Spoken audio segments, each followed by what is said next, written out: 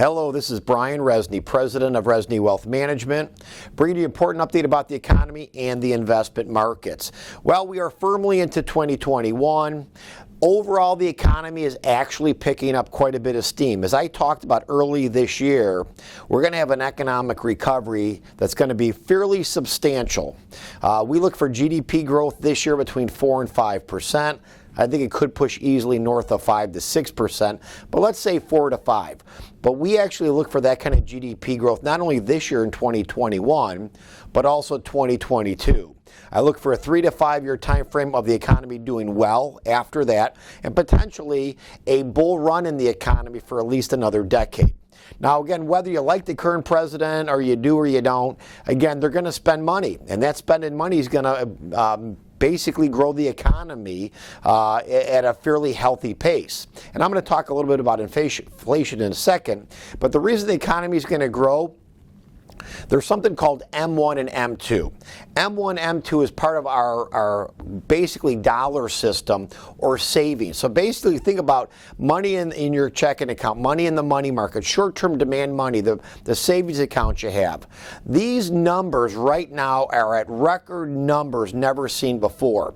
There was huge savings last year in 2020, so we're going to have a huge pent-up demand from savings and money people didn't spend from last year into this year and next year.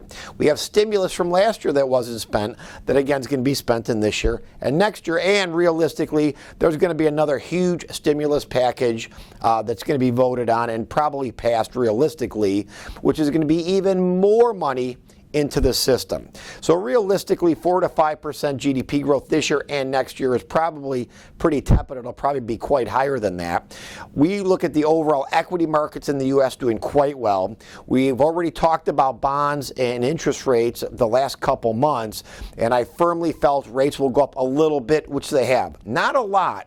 But again, we're back up to like 1.4, 1.5 on the 10-year. Remember, we were at like 0.6 last year at this time.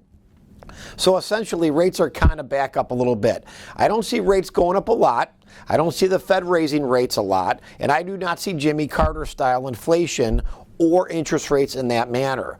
But I will say this, you're going to have a lot of demand in the system. So will we have a little bit more inflation as we go into this year, next year? Probably, but I think things that are totally manageable. So again, not hyperinflation, but inflation that'll help us inflate our way out of this problem and the bubble and a growing economy. Now, I've had questions from clients about inflation. I've had a number of comments from my TV radio show listeners and clients, about things they read on the internet. Folks, I'm going to say this pretty firm. A lot of stuff on the internet, and I'm going to use 80 to 90% of it, is really garbage. A lot of stuff that you read on, even if you go to a Newsmax or a Fox News, once you scroll down their website, a lot of these articles are not actually articles at all. They're actually advertising that is kind of pumping and dumping different parts of the economy or some way to sell you something like gold or silver, or the world's coming to an end, and you should buy this now type of stuff. And I really warn investors about reading this kind of propaganda. And again, fact-based research is really good, but when you start swaying into things that maybe sound good or try to loop you into this thinking pattern of the herd mentality, it's really dangerous to decision making. I will tell you that we are getting a mass amount of phone calls from my TV and radio show, people that would like to hire our firm, but we're not taking them as clients because they're far too emotional and they're getting involved in a lot of this kind of research, or at least what they think is research, and that the world's coming to an end. Again, we're going to have this kind of normal volatility in this year. We're probably going to get a 10 or 12% pullback this year. That's completely normal. But we actually see potentially another bull economy over the next decade. We've come out of the recession from last March. The economy's got a lot of pent-up demand. We look for great opportunity going forward. And as always, there's areas of the stock market, there's areas of the bond market, gold, silver, real estate, that are in bubble territory. Small chunks and pieces, not the whole stock market, but there are pieces of the stock market that are in bubble territory. people chasing things that really are only buying them because they're going up in value.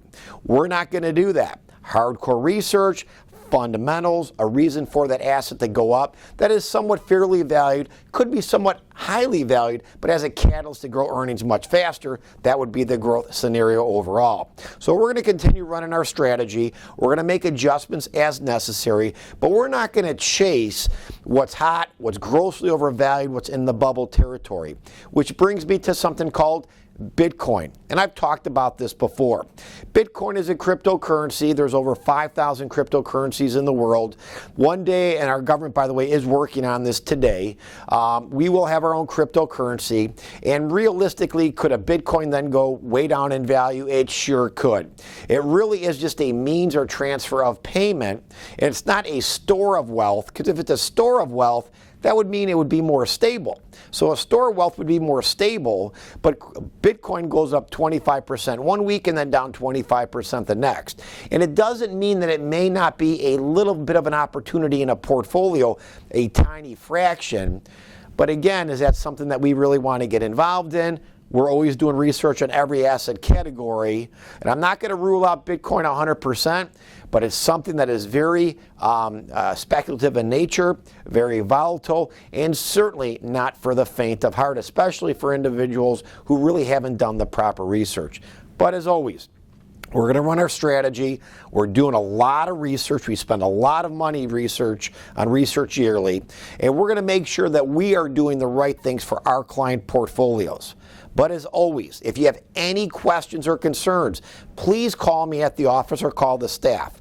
If we haven't had a review with you this year, call the office. Schedule an in-office or a phone, whatever is best for you. We want to keep our clients well communicated to, and we want to keep your portfolios going in the right direction.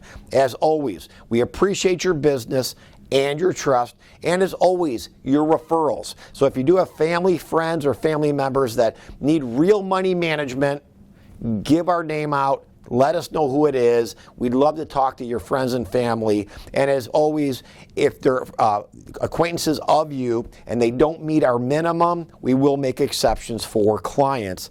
Referrals, of course. Make sure you have yourself a safe and profitable day.